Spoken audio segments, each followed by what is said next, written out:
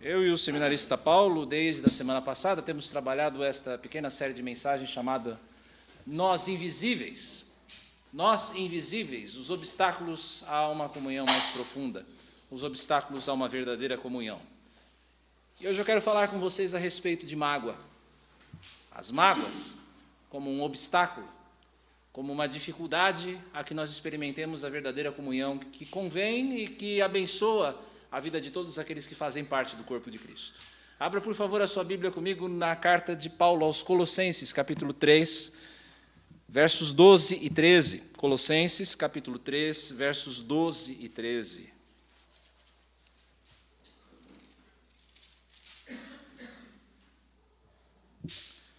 Portanto, como eleitos de Deus, santos e amados, revistam-se de profunda compaixão, de bondade, de humildade, de mansidão, de paciência. Suportem-se uns aos outros e perdoem-se mutuamente, caso alguém tenha motivo de queixa contra outra pessoa. Assim como o Senhor perdoou vocês, perdoem também uns aos outros. Todos nós carregamos as nossas feridas de batalha. Nós vivemos numa realidade marcada pelo pecado e isso não é fácil. Ainda mais quando você é um crente no Senhor Jesus. Quando você tenta viver piedosamente, espere por problemas. Paulo fala nessa carta aos Colossenses justamente dessa nova realidade, porque nós somos pessoas cujos débitos, cuja nota de débito foi encravada na cruz por Jesus Cristo, e agora os nossos pecados já foram perdoados. É disso que nós temos cantado desde o início dessa liturgia. Agora, nós somos reconciliados com Deus. E essa reconciliação que nós experimentamos com Deus é o motor para que nós vivamos uma vida com uma perspectiva diferente. Essa perspectiva de vida, ela não é mais uma perspectiva marcada pela carnalidade, mas, ao mesmo tempo, essa nova perspectiva ela não é guiada pelo legalismo, por uma vida que é pautada por regras, por rituais, que tem bem pouco ou nada a ver com a palavra de Deus. Não, essa nova perspectiva para eu e você vivermos é uma perspectiva pautada pelo Evangelho. Nós vivemos de um modo distinto, porque eu e você, nós já nascemos de novo. Nós já fomos reconciliados com Deus. Nós já fomos reconciliados uns com os outros. Viver desse modo, sob essa nova perspectiva, é algo que agrada a Deus. Viver desse modo é algo que alivia os nossos fardos. Quem vive assim, dessa maneira, vivendo sob essa nova perspectiva, experimenta da parte de Deus uma liberdade verdadeira. Mas a gente precisa reconhecer também que quem vive assim, sob essa nossa perspectiva, acrescenta dores a si mesmo, simplesmente porque não se conforma, porque não se curva, porque não se adapta ao espírito dessa época em que nós vivemos. Viver dessa maneira é algo sofrido, a gente precisa reconhecer. E a batalha, ela não é travada apenas do lado de fora, porque também existem muitos falsos irmãos em nosso meio. Existem muitos que se dizem discípulos de Cristo, mas na verdade são filhos do diabo. E esses filhos do diabo que estão no nosso meio, assim como os de fora que nos perseguem, eles também nos machucam. E eles nos machucam talvez ainda mais do que os inimigos externos da cruz de Cristo. Então nós buscamos o convívio dos irmãos. E nós buscamos nos irmãos da igreja de Cristo conforto. Nós experimentamos alívio, nós experimentamos exortação, nós esperamos que na comunidade dos santos nós encontramos cura. Nós esperamos receber na igreja de Cristo, na nossa comunidade local, tudo aquilo que a Bíblia chama pelo nome de comunhão. A gente espera isso de outros crentes. Nós esperamos encontrar, se não palavras de sabedoria, pelo menos um ombro amigo, de quem não sabe o que dizer, mas que está junto. Assim como aconteceu com os amigos de Jó. Muitas vezes, Nós não podemos ser injustos também. É bem verdade que muitas vezes nós encontramos esse espírito fraterno no meio da igreja, esse espírito que nos impulsiona. Mas é preciso admitir também que, algumas vezes, a família da fé, esse lugar que deveria ser essa família, essa unidade que deveria ser um lugar de cura, de restauração, se parece muito mais com uma dama de ferro. Se você não sabe, a dama de ferro era um instrumento de tortura medieval. Era como que um sarcófago cheio de espetos. E você era colocado dentro desse sarcófago para ser perfurado de todos os lados. Às vezes a igreja se parece com isso. Você espera a cura, mas o que você encontra é mais ferida. Igreja às vezes é assim. Você chega esperando alívio, mas é como se o fardo de viver fosse ainda mais aumentado. Porque você experimenta no meio da igreja coisas como maledicência, malícia, inveja, ciúmes, incompreensão. Às vezes no meio da igreja, as mágoas, os ressentimentos, os rancores, eles surgem por coisas banais, tão simples quanto o estilo de música que se canta ou a cor com que se vai pintar as paredes. Mágoa não é uma coisa menor. Mágoa não é uma coisa que a gente possa jogar para debaixo do tapete. Mágoa é um verme que corrói. Mágoa é clausura da alma. Mágoa é você murar o coração contra o outro. Quem não trata as suas mágoas vai dar origem à amargura. E pela amargura, irmãos se afastam da comunhão de um corpo local. Por causa da mágoa, crentes abandonam a fé desiludidos. Por causa da mágoa, igrejas racham, igrejas se dividem, igrejas fecham as portas. A maioria das pessoas nesse mundo afora, você sabe disso. A maioria das pessoas nesse mundo afora enterra suas mágoas, carrega os seus ressentimentos, segue a vida, mesmo com o coração amargo, mesmo que a falta de tratamento da mágoa corroa o coração da gente como ferrugem.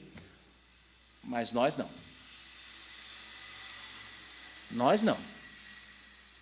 Nós não temos o direito de permitir que a mágoa nos destroce.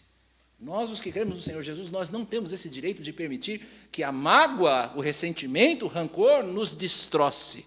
A nós e aos nossos relacionamentos. Tratar das mágoas, meus irmãos, é um mandamento bíblico. Mas como é que nós fazemos isso? Como é que nós tratamos das mágoas? Só uma pausinha antes de nós irmos aos principais, vocês não querem ir para trás? Tem certeza? Para quem não está vendo aí, a resolução não é tão alta da câmera, a gente está cheio de mosquitinho de luz. Tá bom. Está passando na frente da câmera? Ok, tá bom. Beleza, fiquem à vontade. Bom, tratar das mágoas é um mandamento bíblico. Você não tem o direito de não tratar. Mas como é que nós fazemos isso? Como nós lidamos com as nossas mágoas? Como nós lidamos com as nossas mágoas? A resposta é do mesmo modo que o Senhor trata conosco. Porque, tenha certeza, ninguém é capaz de ferir você tanto quanto nós ferimos a Deus. Por causa das nossas ofensas, nós crucificamos o Filho de Deus. E ainda assim, o Senhor trata conosco exatamente como Paulo nos ordena fazer aqui. Suportando uns aos outros com paciência, perdoando uns aos outros com toda a graça. Suportando uns aos outros com paciência, perdoando uns aos outros com toda a graça. Como é que nós lidamos com as nossas mágoas, Tatá? Nós lidamos com as nossas mágoas suportando uns aos outros. Por que eu preciso tratar as minhas mágoas? Porque eu já não sou mais quem eu era. O início do verso 12 é uma declaração da nossa nova identidade em Cristo. Nós não somos mais quem nós éramos. Nós mereceríamos a perdição eterna, mas Deus nos escolhe para nós fazermos parte da sua família. Nós seguíamos o curso desse mundo, inúteis que éramos a Deus, E Ele nos fez santos. Ele nos fez separados para a sua glória. Nós éramos inimigos de Deus, mas Ele nos fez amados por Jesus. Por que é necessário nós lembrarmos dessas verdades? De quem nós somos, de que nós já não somos quem nós éramos. Porque você não tem o direito de não tratar as suas mágoas como todas as outras pessoas desse mundo fazem. Você não tem o direito de ser como todas as pessoas desse mundo. Essas pessoas são corroídas pelo rancor, mas o Senhor deseja que você, como seu filho, tenha a vida em abundância, e você jamais vai alcançar tal plenitude enquanto você, preste bem atenção, você jamais vai encontrar a vida abundante e plena que Deus quer te dar enquanto você não tratar das marcas do seu passado, as manchas do seu passado, as mágoas do seu passado. O que é que Paulo ordena aqui? Revistam-se de profunda compaixão, de bondade, de humildade, de mansidão, de paciência. Você tem um ouvido atento, eu tenho certeza. E todas essas são manifestações do fruto do Espírito. São manifestações do fruto do Espírito. Se eu e você nos submetermos à direção do Espírito, se nós não resistirmos a Ele, todas essas virtudes vão ser colocadas em prática. Tratar as mágoas, então, meus amados, não é fruto do esforço. Tratar as mágoas é fruto de rendição. É você se render ao mover do Espírito de Deus. E Ele vai te conduzir a esta nova realidade. Como é que isso acontece na prática? Como é que eu me revisto desta nova identidade? Suportando e perdoando. Vamos falar então da primeira parte agora, suportar. Essencialmente, suportar é algo preventivo em relação à mágoa, enquanto o perdão é algo terapêutico. Suportar evita a mágoa, perdoar a cura. Suportar é você ser paciente. Suportar é você ser compreensivo. Suportar é a persistência em amar apesar de. Você persiste em amar, apesar de. Não é difícil perceber porque suportar uns aos outros seja algo tão contrário ao pensamento generalizado, ao pensamento que não foi transformado por Cristo. A nossa cultura, você sabe bem disso, é uma cultura tremendamente individualista. Por que é que eu deveria perdoar a quem me magoa, se isso contraria o meu bem-estar? Ou se isso vai contra os meus desejos, ou se isso vai contra a minha visão de mundo? Por que eu deveria suportar? Talvez uma escolha melhor possa ser me isolar com pessoas que pensam e que agem do mesmo modo que eu. Talvez seja melhor eu me encastelar atrás dos muros da minha defesa própria. Talvez seja melhor eu evitar pessoas tóxicas, como você ouve por aí. Convenhamos, suportar com paciência as ofensas é alguma coisa realmente desafiadora, porque atenta contra o nosso senso de autopreservação. É desgastante, física e emocionalmente, você suportar. Preservar-se, será que não seria melhor do que engolir sapo, do que suportar? E quanto à justiça? Será que suportar a ofensa não poderia ser interpretado como um sinal de fraqueza? Será que suportar não significa que eu estou endossando o erro do outro? A resposta para essas perguntas está no assim como no final do verso 13. Nós precisamos aprender o que é suportar o outro, do mesmo modo como eu e você somos suportados pelo Senhor. Quem é que pode nos ensinar a respeito de compaixão profunda, de bondade, de humildade, de mansidão, de paciência, como Jesus pode fazer? Nós aprendemos com Cristo que você não consegue estabelecer relacionamentos significativos sem que você tenha uma compaixão profunda, sem que você tenha uma disposição de se expor ao risco de ser ferido e ainda assim você permanecer firme na intenção de estar ao lado do outro, para que você possa exercer benignidade, gentileza, amor, até mesmo com quem te fere. Que exemplo maior pode dar alguém do que orar por quem o esbofeteia, cospe, escarnece, despe da sua dignidade, fere o seu corpo e o crava numa cruz enquanto zomba de seu sofrimento? Por quem é que Jesus ora? Pai, perdoa. Será que Jesus diz isso? Pai, perdoa porque eles não sabem o que fazem, só pelos soldados romanos que o crucificaram? Será que Jesus está falando apenas em relação aos judeus que o prenderam? São as nossas ofensas, meus irmãos, que colocam os cravos nas mãos e nos pés de Jesus. Agora, será mesmo que nós somos muito mais dignos do que Ele para nos colocarmos na defensiva? Um dos empecilhos a nos suportarmos uns aos outros é o nosso senso, o nosso sentimento mal disfarçado de superioridade. A noção de que nós já somos mais maduros, de que nós já estamos num outro patamar do relacionamento com Deus, de que, de algum modo, nós temos algo mais do que os outros, espiritual ou moralmente. O que é que nós aprendemos com a humildade de Cristo? Todas as coisas foram feitas por Ele e para Ele. Jesus é o Senhor da glória, coeterno com o Pai, superior a todos os anjos. Mas ainda assim Jesus se faz como um de nós e Ele toma as nossas dores sobre si e de modo voluntário. E nós, pecadores miseráveis que nós somos, que nós lutamos todos os dias contra a natureza pecaminosa, com a nossa falta de zelo espiritual, com as nossas cobiças, nós nos sentimos superiores. Nós não exercitamos a mesma humildade que nós vemos em Cristo. Às vezes o nosso zelo pelo que é justo descamba para uma ira destruidora. O relacionamento se vai na corrente de palavras duras, palavras que muitas vezes são impensadas, palavras que são ditas no calor do momento, e é aí que entra em cena a mansidão. Há muita incompreensão sobre o que significa ser manso. A nossa tendência é nós pensarmos que ser manso é ser bobo, que ser manso é ser fraco, que ser manso é não ter disposição com confronto. Mas com Jesus nós aprendemos que mansidão tem mais a ver com poder sob controle. Poder sob controle. Jesus nunca deixou de usar de rigor contra o erro. Jesus sempre foi muito assertivo. Jesus sempre foi muito firme quando ele se coloca contra e denuncia o pecado. Jesus sempre foi firme, mas a sua firmeza jamais assumiu um caráter destrutivo.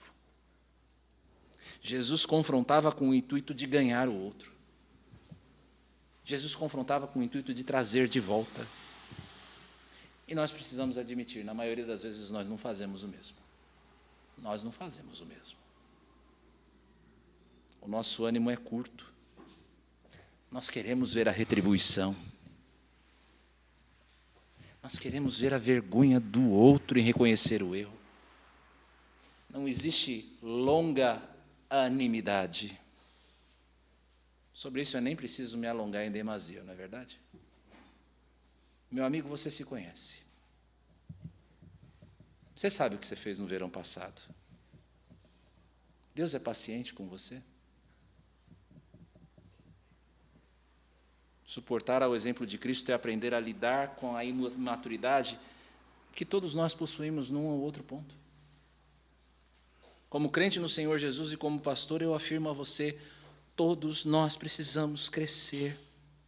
Suportar é você aprender a se colocar no mesmo patamar, não acima. Suportar é aprender a ouvir. Suportar é aprender a considerar o todo da vida do outro. Que o outro é alguém que sofre as agruras de viver nessa realidade da presença do pecado todos os dias. Suportar é um exercício de compreensão. Você entende por que eu disse que suportar é preventivo? Porque quando nós aprendemos a suportar, a semente da mágoa, ela não vai encontrar no coração um terreno fértil que germine, que a faça germinar. Quando você aprende a suportar, as ofensas são tratadas com firmeza. As ofensas são tratadas com firmeza, mas são tratadas com paciência. Nós aprendemos a usar a assertividade, nós aprendemos a usar franqueza, não para destruir, mas para construir. O nó da amargura que assassina a comunhão vai ser desfeito pelos afetos entranhados, como você lê em outras versões. Mas nós somos falíveis. Nós somos falíveis. Algumas vezes esse filtro do suportar, não consegue deter o caminho da mágoa. O tapa do outro dói. A adaga da traição alcança o homem interior e nós nos ressentimos, e o relacionamento se abala. Como é que nós lidamos com as nossas mágoas? Perdoando uns aos outros. Esse aspecto preventivo, asinha de mosquito. Esse aspecto preventivo do suportar aparece na segunda parte do verso 13. Dê uma olhada aí. Perdoem-se mutuamente, caso alguém tenha motivo de queixa contra outra pessoa. Você nota a condicional aqui? A mágoa não deveria existir. O amor, que cobre uma multidão de pecados, deveria ter resolvido a questão. Mas, caso você tenha um motivo de queixa contra alguém, o que é que você faz? Perdoe. Perdoe. Por que às vezes a mágoa se transforma em queixa? Há diversas possibilidades. Às vezes, a ofensa tocou um valor muito arraigado no coração. Se você é alguém que preza muito a família e alguém ofende um filho seu, provavelmente essa ofensa não vai ser relevada com muita facilidade. Às vezes é um valor muito arraigado. Outras vezes a ofensa é agravada pela decepção. Você ser ofendido por alguém com quem você não tem grande familiaridade não dói tanto quanto a traição de um amigo. Não é verdade? A ofensa também é agravada pela malícia. Quando você percebe que o erro do outro não foi alguma coisa acidental, mas alguma coisa premeditada. E o que é que nós diremos da repetição quando o outro continua a errar sempre nos mesmos tropeços? Até quando vai o suportar numa condição dessas? Ou ainda, quando o outro tenta justificar os seus erros e ele lança a culpa dele em terceiros, ou até em você mesmo. Até onde vai o suportar? A dinâmica dos relacionamentos humanos, você sabe bem disso? A dinâmica de relacionamentos humanos ela é algo muito complexo. Nós lidamos com pessoas que são muito diferentes de nós. E essa complexidade ela é ainda mais agravada, mais amplificada na igreja, porque as nossas expectativas em relação ao outro são muito altas. A gente espera do outro muito mais por causa da situação dele em Cristo. Então, é inevitável que, em um momento ou outro, a mágoa ela atinja o coração. Por isso, Paulo não nega aqui a possibilidade, uma possibilidade muito real, como nós já vimos, de que um crente possa ter motivo de queixa contra o outro. E de que maneira nós lidamos com a mágoa quando a mágoa se instala no coração? Primeira coisa que você tem que fazer para lidar com a mágoa no seu coração, para perdoar. Trate a mágoa com celeridade, com rapidez. O sol não se pode pôr sobre a nossa ira.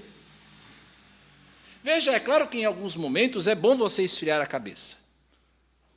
É melhor você, há situações em que é melhor você não tratar no problema no ato, porque nós podemos nos atrapalhar com as palavras com muita facilidade.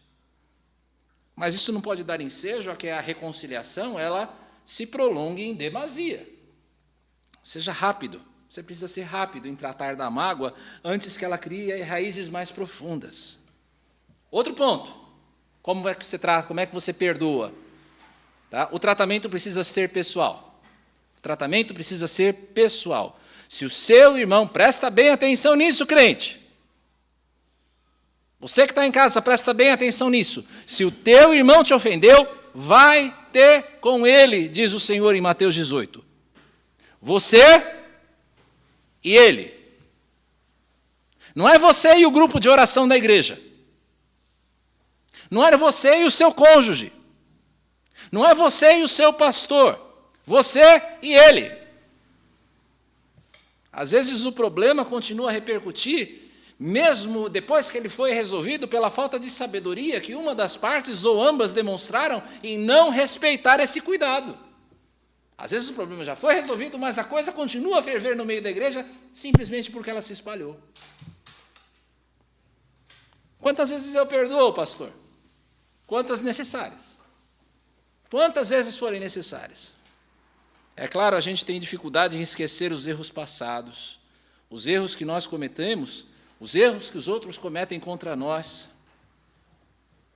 Mas se existe perdão, existe renúncia ao direito de punir.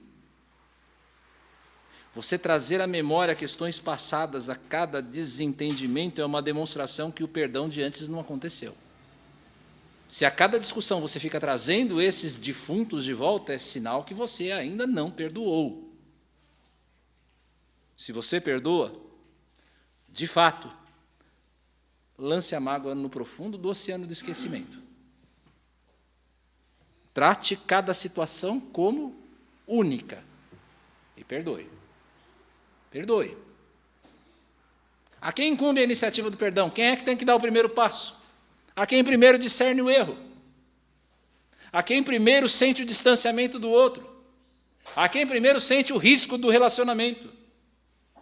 Não existe perdão possível onde reina o ego.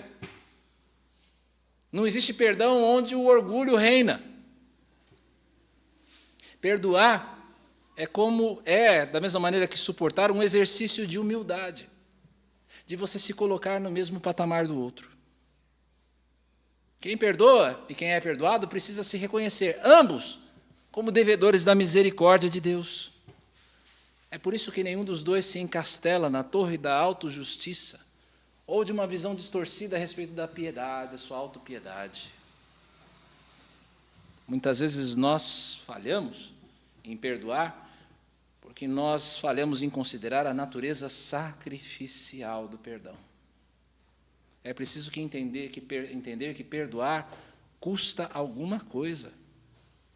Perdoar custa, porque as dívidas simplesmente não desaparecem na contabilidade da vida. As dívidas simplesmente mudam de titularidade. Se eu exijo a justiça contra o outro, ele vai ter de pagar. Mas se eu perdoo, então sou eu quem assumo o débito. Perdoar custa. Jesus revolucionou o conceito de perdão justamente porque ele incluiu nessa equação a ideia de graça. O ensino dos dias de Jesus, o ensino dos judeus, era que para você ser perdoado, você, como ofensor, nunca o ofendido, você, como ofensor, deveria tomar a iniciativa, ir até o ofendido, garantir a restauração do erro e pedir pelo perdão por 3 vezes, pelo menos. Jesus, por outro lado, toma a iniciativa. Ele vem oferecer perdão sem exigir nada em troca, nem mesmo exigir que o ofensor fizesse promessas vazias de não errar mais. Jesus oferece o perdão para nós sem exigir absolutamente nada em troca, a não ser o arrependimento.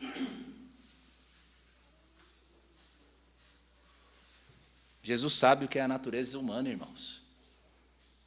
De que é que adiantam as promessas futuras ou as boas intenções quando nós estamos lidando com alguém que é absolutamente frágil, absolutamente imperfeito? Por isso, perdão é um ato de fé. Perdoar é um ato de fé. É a confiança de que Deus, pelo seu Espírito, está trabalhando no outro. Mesmo que o outro continue a errar 70 vezes 7 em um só dia, você confia no que Deus está fazendo na obra do seu irmão. Perdoar o outro exige muito de você? Talvez agora o Espírito Santo de Deus esteja trazendo à memória alguma ofensa cometida contra você. Custa muito perdoar? Perdoar você custou a Jesus a sua vida. E ainda assim ele se dispôs a pagar o preço. A parábola do credor incompassivo mostra o quão pouco nós entendemos, o quanto nós recebemos da parte de Deus. Eu e você recebemos o perdão total das nossas dívidas impagáveis, e o quão pouco eu e você estamos dispostos a perdoar da mesma maneira as dívidas dos outros contra nós. Aquela petição do Pai Nosso, perdoa as nossas dívidas assim como nós perdoamos aos nossos devedores, é de uma ousadia ímpar. É o mais assustador, assim como de toda a história, meus irmãos, porque se nós não estamos dispostos a perdoar as ofensas uns dos outros, tampouco o nosso Pai que está nos céus perdoará as nossas ofensas. Não perdoar é fazer de nós mesmos deuses, e deuses falsos. Nós fazemos de nós mesmos deuses porque nós julgamos poder conceder a nós mesmos o direito de vida e de morte sobre o outro. Nós nos fazemos em deuses falsos porque o Deus verdadeiro é perdoador. O Deus verdadeiro é um Deus que perdoa com graça, é grande em misericórdia, tardio em irar-se, perdoa o pecado e a transgressão, mesmo que isso custe a vida do seu filho.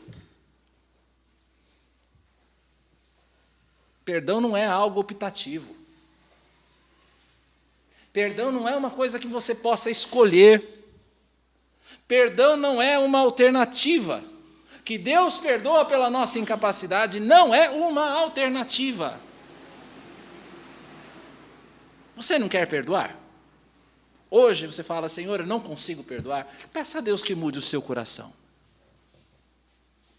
Peça a Deus que trabalhe no teu coração, para ajudar você naquilo que você não consegue fazer. O outro não buscou o seu perdão? Vá você. Reconcilie-se com ele. A ofensa do outro dói muito? Quanto as suas doeram em Jesus? Por que tanto rigor quanto ao perdão? Porque Deus é um Deus de graça. Porque Ele pagou um alto preço para nos perdoar. Porque a sua vontade para nós é que nós tenhamos paz uns com os outros. Porque Deus conhece o poder destrutivo da mágoa. Deus sabe como um coração sobrecarregado pelo ressentimento não consome apenas o outro, mas consome principalmente a si mesmo. Quantas vezes eu vi isso no meu gabinete ao longo desses quase 20 anos de ministério? Pessoas sendo consumidas pelas mágoas do passado. A pessoa não conseguia ser livre e nem prover liberdade ao outro, nem conceder liberdade ao outro, porque está cativo da falta de perdão, e o perdão vai corroendo a alma. Quantas horas de terapia, quanto dinheiro gasto em psicólogo, em psiquiatra, não seria poupado se o passado fosse resolvido por meio do perdão.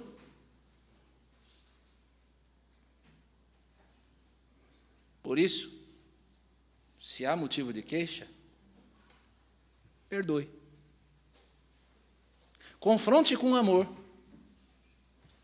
mas perdoe.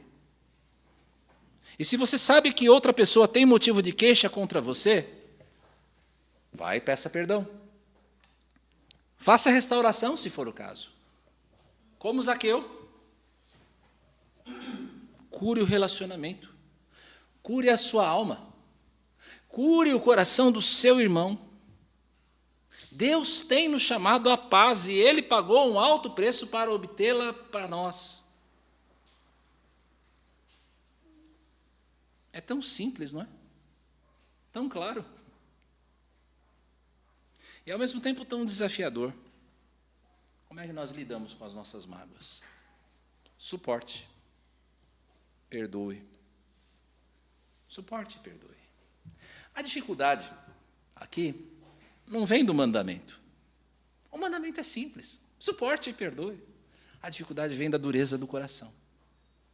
Porque o nosso coração é tão aferrado ao orgulho ferido, tão possuído de um senso distorcido de justiça. É preciso mesmo pagar um alto preço por suportar e perdoar? Sim, é verdade. O preço é alto. Jesus o pagou para nos suportar e perdoar. Para que Ele pudesse nos suportar e perdoar, Ele pagou um preço altíssimo. Mas valeu a pena? Valeu a pena? É claro que sim.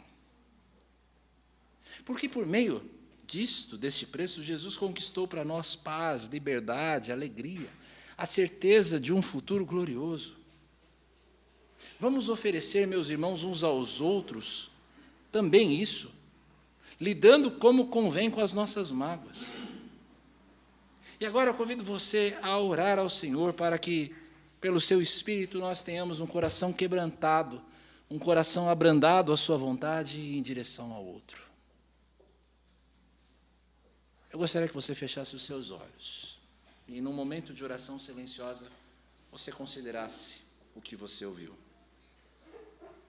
você considerasse o que você ouviu. O que é que você tem carregado no teu coração em relação ao seu passado? Que mágoas, que ofensas você precisa perdoar? Quanto você precisa aprender ainda a suportar o outro? Suportar as debilidades, as fraquezas, as dificuldades do outro. Coloque tudo isso diante do Senhor em oração nesse momento. E depois de um tempo de oração silenciosa, eu irei orar.